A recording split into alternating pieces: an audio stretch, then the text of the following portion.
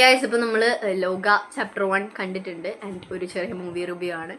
So ഈ ഒരു movie എന്ന് പറയുന്നത് ഒരു ക്യാരക്ടറിനെ എക്സാഗ്രേറ്റ് ചെയ്ത് കൊണ്ടുപോയിട്ടുള്ള ഒരു മൂവിയാണ്, അല്ലെങ്കിൽ ഒരു പെർട്ടിക്കുലർ ക്യാരക്ടറിൻ്റെ ഒരു സ്റ്റോറിയാണ് ഈ ഒരു മൂവി ഫുള്ളും. വേറെ ആക്ടേഴ്സിനൊന്നും കാര്യമായിട്ട് റോളില്ല.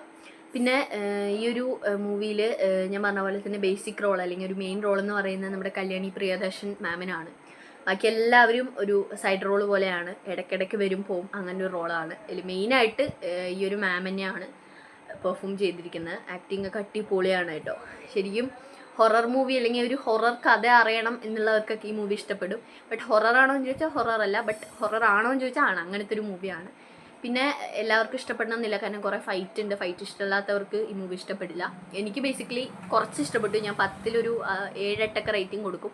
കാരണം എനിക്ക് പൊതുവേ ഇഷ്ടമാണ് ഈ ഒരു ഹൊറർ സ്റ്റോറീസൊക്കെ എനിക്ക് ഭയങ്കര ഇഷ്ടമാണ്, അതുകൊണ്ട് എനിക്കിത് ഇഷ്ടപ്പെട്ടു.